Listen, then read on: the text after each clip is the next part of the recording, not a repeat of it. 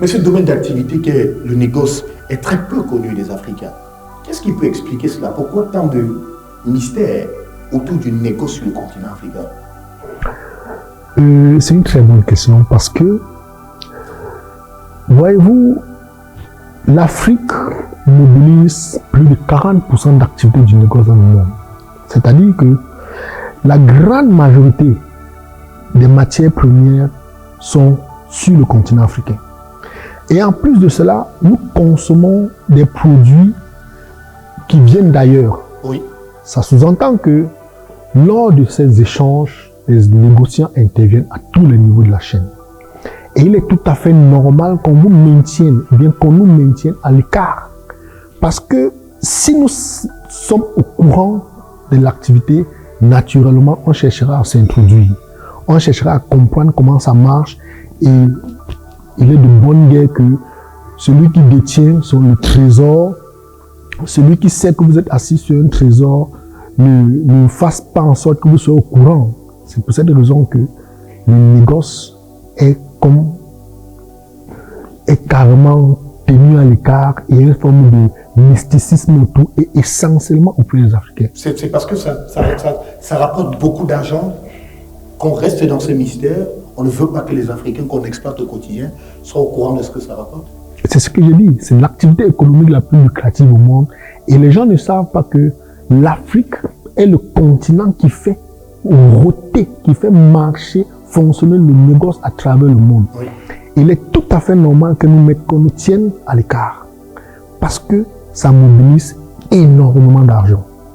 Et étant donné que ça mobilise de l'argent, les autres voudraient nous voir tout le temps dans une situation de mendicité. Et pour cela, on doit nous maintenir à l'écart. Mais est-ce que la faute dans le fond ne revient pas un peu aux Africains? Parce que la large majorité des entreprises de négoce, par exemple, de matières premières sont essentiellement occidentales, ça on le sait, ou alors asiatiques, ou bien de Russie, comme Glencore, par exemple, avec son fameux scandale il y a quelque temps, comme Olam, comme Trafigura, comme ADM, ou alors comme Cargill, et bien d'autres. Et ces entreprises ont de grandes bases logistiques sur le continent africain, elles amassent des richesses et vont les garder dans les réserves en Suisse. Comment comprendre que cela se passe sous les yeux des Africains qui n'osent rien faire et parfois rien dire? Car est-ce que la faute, ce n'est pas aux Africains au final? Il est facile d'accuser les Africains. Je vais remonter un peu plus loin. Oui. Pour dénoncer quelque chose, il faut déjà être conscient de son existence. Si dès le bas âge, si dans notre éducation, on ne nous a jamais parlé du négoce des matières premières, si nos dirigeants ne savent même pas de quoi il est question, vous ne pouvez pas les accuser pour quelque chose dont ils sont carrément ignorants. 10 négoces aujourd'hui, très peu savent de quoi il est question.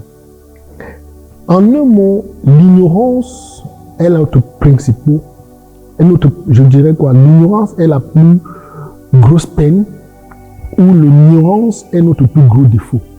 Puisque nous ne savons pas déjà de quoi il est question, il est tout à fait normal que les autres viennent d'ailleurs nous exploiter. Donc, je conclurai en disant que la faute nous revient en partie. Oui. Mais on ne doit pas obligatoirement regarder la faute immédiatement. Il faut chercher à savoir la cause. Est-ce que celui qui nous a apporté l'éducation a mis ça au programme? Oui. Pourquoi on n'enseigne pas aux étudiants l'activité du négoce? Oui. Mieux, je vais vous raconter une anecdote. Saviez-vous par exemple que tous les domaines académiques, on peut être négociant dans ça? Expliquez-nous. Je vous donne un exemple. Oui. Nous avons des gens qui vont à l'école être ingénieurs agronomes. Et lorsqu'ils finissent, il y a saturation. Pourtant, l'ingénieur agronome connaît mieux les céréales. Il étudie les terres, il étudie le climat, il étudie la météo. Un ingénieur agronome pouvait être négociant en céréales. Mais on n'apprend jamais qu'il peut être négociant en céréales. Celui qui allait faire pétrochimie à l'école, il pouvait être négociant en hydrocarbures. Oui. Il ne devrait pas s'arrêter rien qu'à l'exploration.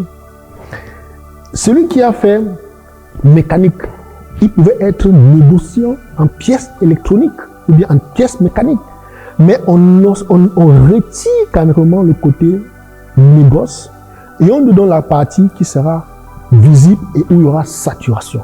C'est pour cette raison que nous sommes carrément ignorants de la chose et on se retrouve dans cette situation. Aujourd'hui, sur le continent africain,